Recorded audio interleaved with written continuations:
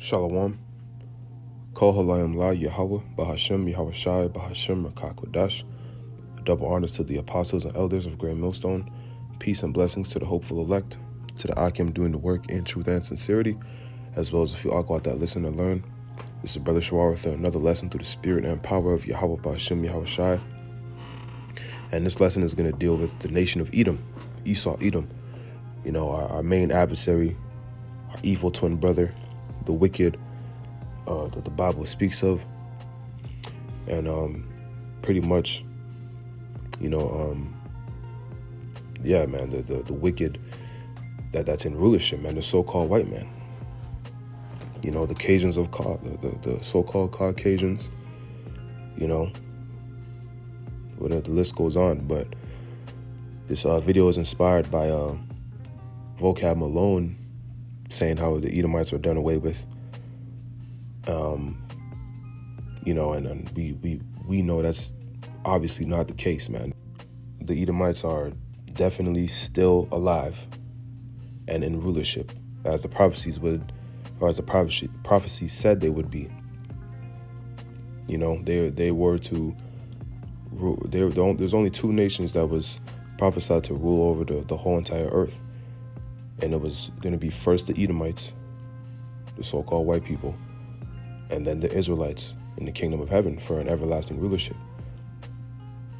But right now we're in the Edomites' rulership, the rulership of the wicked. And the term white, just to throw it out there, and the Elder Malcolm always brings it out, came about in 1681 in Virginia, where they put it into law where they were first referred to themselves as white, and the Southern Kingdom as black people. So they, you know, that's a social construct they made up to control the narrative, because they're red, man, and the Bible describes Esau as red all over like an hairy garment when he was born. This is a description of his color, because the Edomites lack pigmentation. It's no curse of Cain, the mark of Cain. You know, no melanin. You know, so you can identify them as the wicked, and their blood shows forth through their skin. That's where the redness comes from. But nonetheless, let's get into some of these scriptures and prophecies to prove that the Edomites are here today, and they are in rulership, and they are going into captivity. You know, and there's no way around it, man. And you see the kingdom is falling already. But you see these Edomites are scared, man. These Christians, you know, they're just scared, you know. They're scared of the truth, man. The truth hurts. And the truth isn't good news for everybody, you know. The truth is really only good news for the elect in these times. But let's get some scripts. So this is Ecclesiastes 4:16. It reads, "There is no end of all the people, even of all that have been before them. They also that come after shall not rejoice in him. Surely this also is vanity and vexation of spirit." But the point being is, there is no end of all the people, meaning all the nations of the earth. So the Lord created 18 nations. When you read the scriptures, there's 18 nations of people, not, you know, 200 or whatever it is. Esau got, he created, you know, a lot of, you know, quote unquote nationalities, man. But there's a lot of confusion, because a lot of the same nations are just claiming to be other things, just based off land or whatever. But land doesn't determine your nationality. You know, your lineage, your bloodline does. But nonetheless, there's no end to all the people, man. So these 18 nations are still here, and they're gonna continue to be here. The only time, you know, one of these nations is gonna be cut off, which is the Edomites, and this is what they're really scared of, and we're gonna get this in Obadiah a little bit later, is in the kingdom of heaven after they serve out their sentence of slavery of 1,000 years for what they did to the Israelites. And that is written in Revelation 18 chapter to give unto her double, that her being Babylon the great whore, which is ruled by Esau Edom, give unto her double what she did to reward her double unto what she did unto you, roughly paraphrasing. So that 500, you know, because this is 500 years roughly of captivity we've been in under these Edomites. So they're going to get double as well as these other nations. But Esau is the only nation that's going to be cut off forever, and we'll get it later. But the point being is, there's no end of all the people. So where and the Lord is the scriptures say, the Lord is a man that the Lord is not a man that he should lie. You know, the Lord changes not. The Lord isn't. He's not going to lie. He doesn't go back on his word. You know, he's bound to his word. He's bound to the prophecies, because the Lord is not a man that he should lie. So this would make the Lord a liar. And we know that's definitely not the case. All right. And in what time in history did this happen? Why is there no record of it? Because they say, you know, nobody knows what happens to the Edomites. They're trying to pinpoint different times in history, different events and say, you know, the Edomites were done away with in these certain times. But there's no real, you know, record of it. There's no real, you know, there's not even no, you know, movies on it. There's no, you know, because Esau does movies on everything too. And he whitewashes the history through his movies to keep the people believing that Esau was always there, always ruling, you know, to further hide from his identity and the truth. You know, they call themselves by all these different names. You know, every land they go to, they call themselves they call the land by, you know, whatever name they want to give it. That's also in the scriptures.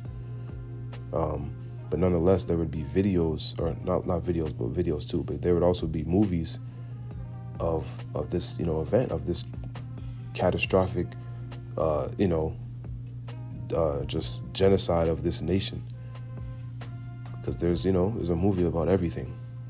Esau does, you know, but there's nothing, man. No records, no nothing. So, you know, it's a lie, man. It's simply a lie.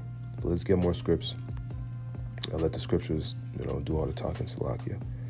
So this is 2 Ezra 6 and 8. It reads, "And he said unto me, from Abraham unto Isaac, when Jacob and Esau were born of him, Jacob's hand held first the heel of Esau." This is going back to the beginning, you know, in Genesis, when, you know, Jacob and Esau were being born in Rebekah's womb.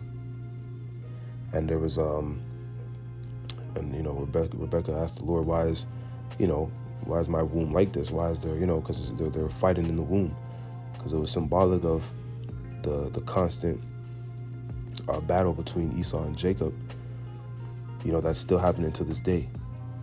You see that perpetual hatred they have for us, you know, from slavery till now. You know, it's a spiritual thing, and goes all the way back to Genesis.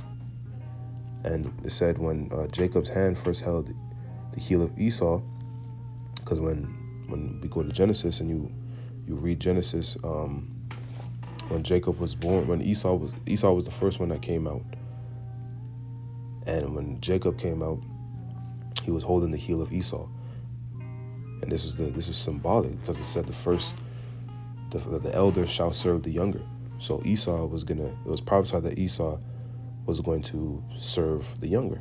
Matter of fact, let me just get that real quick, because I was just gonna touch on it, but let me get it real quick and then we'll move on. So this is Genesis 25, and we'll start at 21.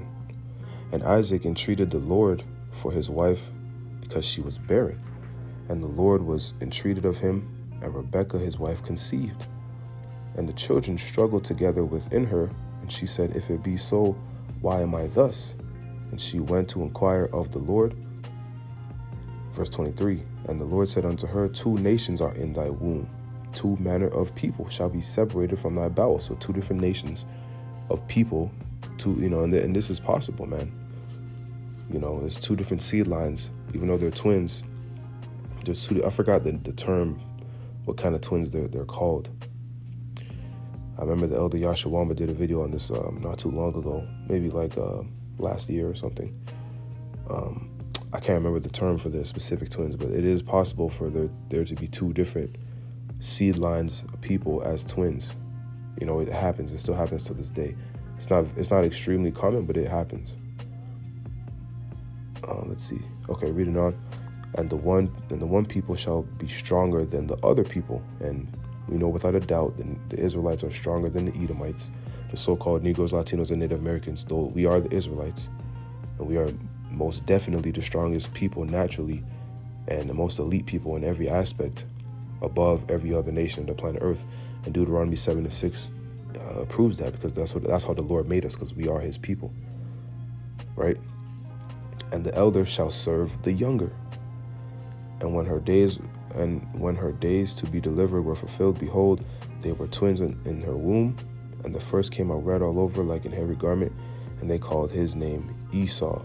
So there you go. The elder shall serve the younger. And that was future prophecy that we haven't seen yet. You know, Esau hasn't served the Israelites, you know, as a nation yet. You know, it hasn't happened on that level. You know, because there's been different times where, you know, because our forefathers did have slaves and whatnot of these other nations. They had servants and handmaids, but it wasn't on the level of the enslavement of the whole nation. That's coming, and we had to go through our captivity first. We had to go through the curses, Deuteronomy 28 first, right? So let's go. Let's see if I should get more on this, Salakia. Yeah, let's read this last verse, 26. Genesis 25 and 26. And after that came his brother out, and his hand took hold of Esau's heel. And his name was called Jacob. And Isaac was 80 years old when she bare him. So that's a symbolic prophecy, man. So let's go to yeah, so this hasn't happened yet. You know, so again, you know, it's just when you go into the scriptures and you read, you see the things that these Christians and these, you know, whoever else, you know, scoffers, scorners, whatever, you know, these things that they say, man, they just don't line up with prophecy. And they don't want to deal with prophecy because you can't beat prophecy. If you pay attention, man, a lot of these people that scoff and mock and, you know, like guys like Vocab, these Christians, whatever, you know, even these, wicked Israelites, they have a hard time going into prophecy. No, they don't have a hard time doing it, but, well, some of them do, but they just don't like to go into prophecy because prophecy, you know, you can't, it's undefeated. You know, you can't beat prophecy. You can't beat, you know, stuff that is facts. You can't beat what's happening and what's happened, what's written, and, you know, you just can't beat it. It's the spirit of the Lord, man. It's impossible to beat prophecy. What can you say about, you know, it's living proof? Because as we know, this truth is, you know, living waters. You know, you can't deny it, man. So they don't go into prophecy. But let's go into, you know, how the Lord feels about Esau, and what does the Lord identify Esau as? Let's get this in Malachi. But before I get this, I want to quote Job 9:24, that the earth is given into the hand of the wicked. And in this time, that's the wicked. The reason I'm bringing this out is to prove who the wicked is. You know, and by process of elimination, you know, it's very obvious who we're dealing with, man. It's very obvious who we're dealing with, man.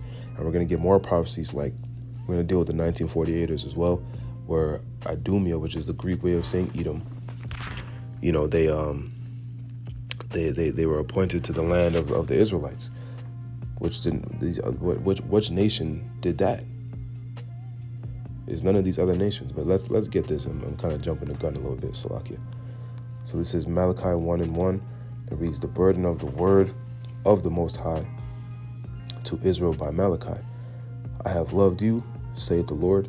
Yet ye say, wherein hast thou loved us? Was not Esau Jacob's brother? Saith the Lord, yet I loved Jacob, and I hated Esau, and laid his mountains and his heritage waste for the dragons of the wilderness. Whereas Edom saith, we are impoverished, but we will return and build the desolate places. Thus saith the Lord of hosts, they shall build, but I will throw down, and they shall call them the border of wickedness, and the people against whom the Lord have indignation forever." Indignation is righteous hatred, righteous anger, right? And The Lord is bringing them up. He's brought them up to a point now where people worship this devil, man. People worship Esau. He runs the world, man. And now you're seeing everything starting to fall, because now is the time of the end of his rulership. But for a while, Esau was on top, and he kind of still is on top. But it's crumbling, and it's coming to a fast fall. It's nosediving. So at some point, it's gonna hit the ground and blow. Everything's gonna blow right up. The Lord is gonna come and just obliterate this place, and he's doing it slowly already. But they're the border of wickedness, man. The Lord deems this nation that he hates, might I add, the border of wickedness. And this is really what these people are afraid of. And, it makes sense when you think about it, man. If you were the nation of people that the Lord hated and said was, going to be done away with and was going to destroy and put into captivity for all you've done, you would probably try and lie about it too and run away from it, just like they are. So it makes sense. It's not, we get it, but nonetheless, man, it's not the truth. It's not the truth, man. The Edomites are going down. They're going into captivity. The whole nation, they're going into a vigorous and treacherous captivity, man, for what they've done to not even the Israelites, to what they've done to the earth, man, and the other nations. Look at what these Edomites have done to the world.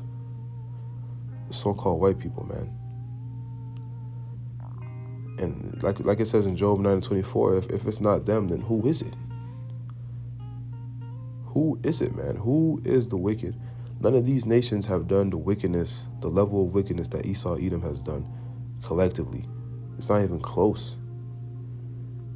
It's not even close. It's very evident, man. When you hear the wicked of the Bible, it's very evident. It should be very evident who it is. But these people are in denial, man, and they're trying to run away from the truth, man.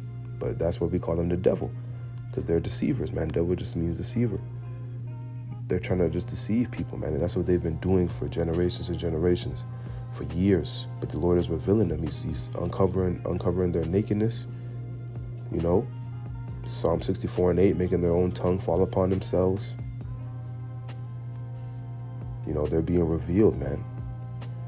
They're being revealed for who they are, and it started with the prophets. The Lord put in the spirit of the prophets and the prophecies back on the earth, or the time of the prophets came, where the prophecies would start popping off, and starting with Abba Bivens and going down to Apostle Tahar and the rest of the apostles, and now all the brothers that teach the same doctrine, worldwide. The spirit of the Lord is back in the earth, the truth, the name of Yahweh and Yahweh Shai. That's where it started, man. And now you have people on these radio shows and podcasts. You hear people say Edomites, and remember Nick Cannon came onto this, I think it was a sitcom or whatever, and he came in and called this one guy an Edomite. He was joking, but it's almost common knowledge now. And that's because they're being revealed. Their identity is being shown, man. They're being exposed. The Lord is exposing them, because now is the time for the truth to be declared. Right? So, let's get this in Ezekiel 36, dealing with our homeland, man, because the curses in Deuteronomy 28. We know that the Israelites, we would lose our homeland, and the Lord said we wouldn't see it no more. We wouldn't go back to the homeland, meaning just for a very, very long time, until the Lord comes to redeem us, till Yahweh Shai comes to redeem us. We wouldn't see our homeland until he comes to bring us back to our homeland, I should say. We're not going to see our homeland again. We're not going to have, you can go to Israel, but you can't, it's not our land. We're not going to have ownership of our land until the Lord destroys this place and puts us back in our land, and establishes the kingdom of heaven. So this is Ezekiel 36:5. It reads, "Therefore thus saith the Lord God, surely in the fire of my jealousy have I spoken against the residue of the heathen, and against all Idumea, which is, like I said earlier, the Greek way of saying Edom, which have appointed in my land into their possession with the joy of all their heart, with despiteful minds, to cast it out for a prey. Prophesy therefore concerning the land of Israel, and say unto the mountains, and to the hills, to the rivers, and to the valleys, thus saith the Lord power, behold, I have spoken in my jealousy and in my fury, because ye have borne the shame of the heathen. And mountains and hills represents governments. So, but what they have done is defiled the land, man. Those gutter rats have turned our land into a cesspool of wickedness. You know, the alphabet people are running rampant over there. You know, of course they converted to the false religion, you know, Judaism. You know, they turn our culture, or they pose as if that's our culture, you know, call themselves the people of the Lord, right? Matter of fact, let me get a precept on that. So this is Revelation 2:10, it reads, or Salakia 2:9, it reads, I know thy works and tribulation and poverty, but thou art rich. And that's dealing with the Israelites, because we've been brought so low. We're at the bottom of the barrel now as a nation, but we're rich, man, especially those of us are in this truth, the hopeful elect. We are rich because we have the spirit, the wisdom, knowledge, understanding of the Lord. So we're rich in the spirit, right? And I know the blasphemy of them which say they are Jews and are not, but are the synagogue of Satan. And this is dealing with Israelites that pretty much weren't being Israelites, but also it applies to the Edomites who claim to be Israelites, you know, but they're the synagogue of Satan, the border of wickedness. So that applies to them as well. And only one nation is doing that. Which nation has been doing that since the 1948ers? Which nation has been doing that? You know, it's the process. When you start checking these boxes, and you know, process of elimination, it points to one person or one nation of people. So let's go back to that Ezekiel. Did we finish Ezekiel 36?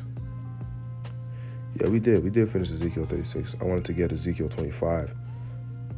But yeah, so these guys are imposters, man. They're imposters. You know, they're still here. You know, they're still here posing as the Israelites. That's the point. You know, and they're ruling everything behind the scenes, man. They're ruling everything behind the scenes. So, you know, really we can cut the lesson. You know, the point has been made, but I just want to get a few more things to further drive the point home. But because the judgment that's coming for them is really what they're trying to run away from. And that's what we're about to get into in this Ezekiel and in Obadiah. So this is Ezekiel 25:12. It reads, Thus saith the Lord God, Behold, that Edom hath dealt against the house of Judah by taking vengeance, and have greatly offended and revenged himself upon them. Therefore thus saith the Lord God, I will also stretch out mine hand upon Edom, and will cut off man and beast from it, and I will make it desolate from Teman, and they of Dedan shall fall by the sword. And I will lay vengeance upon Edom by the hand of my people Israel, and they shall do in Edom according to mine anger and according to my fury, and they shall know my vengeance, saith the Lord God. So when the Lord, you know, Lord willing, will be a part of that number, when he delivers the elect and changes us in the twinkling of an eye, 1 Corinthians 15:50, when we will become immortals, and those, you know, those super Israelites with spiritual power, perfect bodies, you know, we're going to be able to let loose, man. The Lord is going to turn the fishers into hunters. You know, the fishers being the prophets, the fishers of men. He's going to turn us into hunters by changing us, and we're going to give out judgment through the spirit of Yahweh B'Shem Yahweh Shai to these devils, man, the Edomites, for all they've done to not only the Israelites, but the rest of the world, man, and to the earth. Because the wickedness, they're wicked. The track record of wickedness is not even, you can't even trace it, man. Like, it's It's ridiculous. And it's just constantly and it's perpetual. You know, their secret councils, man, the stuff they do behind the doors, man, behind like the secret society, man, the rituals, the blood sacrifices, the pedophile or pedophilia, you know, the sex trafficking with children, not might I add. You know, these devils are sick, man. They're wicked. When we say they're the wicked of the Bible, man, we're not just saying that because of, you know, the Edomite calling a Jake a nigger. You know, we're not just that. That's not what we're talking about, man. It's far deeper than that. These devils have done the wickedness they've done, and that they do. They have to be taken out. They have to be taken out. Their moral compass is just stuck on wickedness. The world is going to forever be. It's just going to lead to more and more death. You know, look at the world, man. It's everywhere you look, it leads to death. Everything, man. Suicides, you know, sickness, depression. You know, it's everything they do, how they run things. They're not fit to rule, man. It leads to death. And the Lord has done this for a reason. The Lord put them in this position to teach us a lesson. I always go into this because I think it's a very important point to touch on that, man, because the Lord is teaching his elect and the Israelites a lesson. Because this isn't going to last, man. This is temporary. But nonetheless, man, these are the people that are ruling right now, man. They're still here. You know, roaming around, seeking whom they may devour. You know, trying to turn everybody into perpetual slaves, trying to make themselves like the Most High. These are all the things that the scriptures say that they would do, and they're doing it. But the Lord is also coming to destroy them, man. The Lord is coming to take them out of power, destroy the land of Babylon the Great by way of nuclear fire, put them in chains. You know, Isaiah 14:2 goes into that. The Israelites are gonna put they're gonna put in captivity to those they were captive to.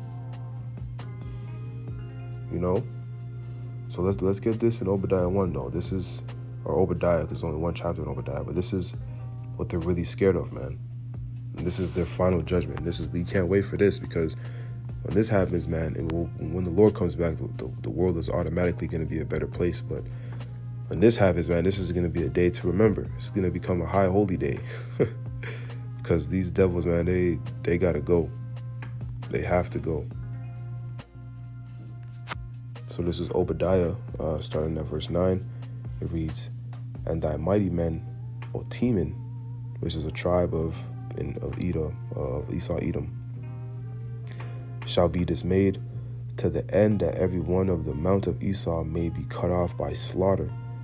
For thy violence against thy brother Jacob shall shame cover thee, and thou shalt be cut off forever."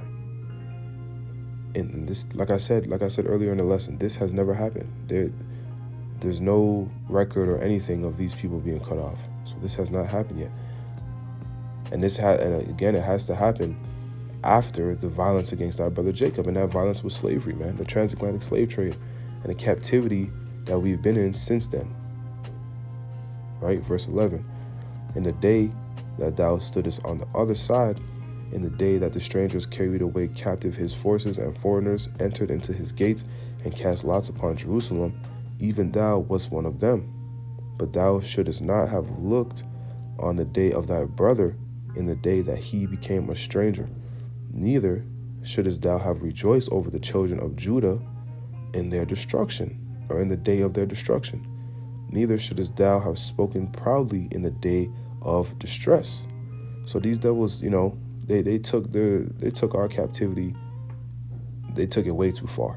The things that they were doing, because believe it or not, man, a lot of people don't realize this because we live in a soft world, man, and they have a misconstrued understanding of servants and handmaids. But there's a righteous way to have servants, man, and in the kingdom we are going to exercise that. But the way Esau did it, man, is completely wicked, man, and he took it way too far.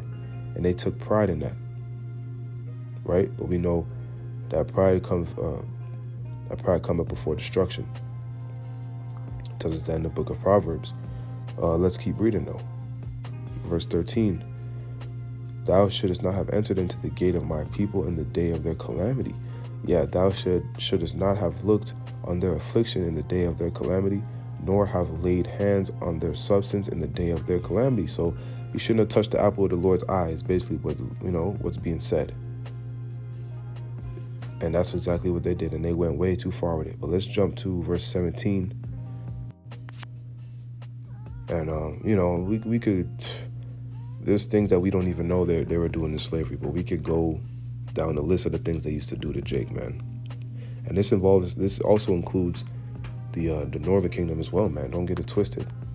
The Northern Kingdom was also in captivity too.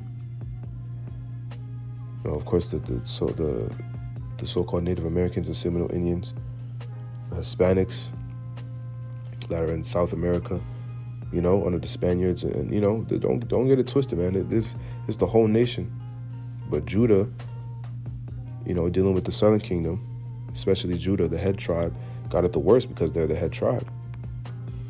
And it was put on, the Lord put that more on display because, again, they're the head tribe, man. So let's jump to 17 and I'll finish it out and read a couple verses, or read 18, and then we're good. This is verse 17. But upon Mount Zion shall be deliverance, and there shall be holiness, and the house of Jacob shall possess their possessions. And that includes these other nations. Like I said, Isaiah 14 goes into that.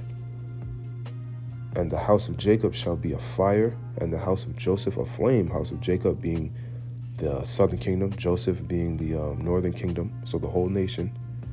And the house of Esau for stubble, and they shall kindle in them and devour them, and there shall not be any remaining of the house of Esau, for the Lord have spoken it.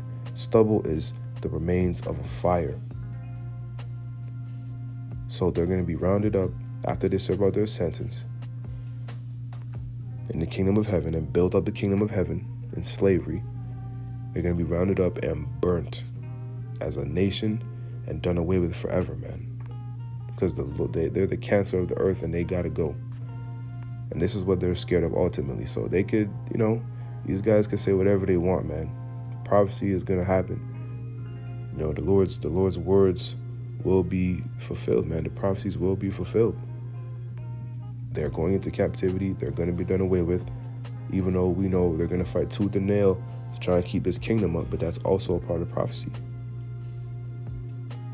But nonetheless, man, they're not gonna prevail. They're not gonna beat Yahweh B'Shem Yahushua. That's why it's stupid to fear this devil to the point where, like most of our people, they just do whatever he says and they trust in him instead of trusting in our power when Yahweh B'Shem Yahushua is controlling this devil. But this is for the people, those of us who've been blessed with the asal and understanding to believe and to have faith and to see the truth, man. But nonetheless, this is what's coming, man, and we can't wait for it.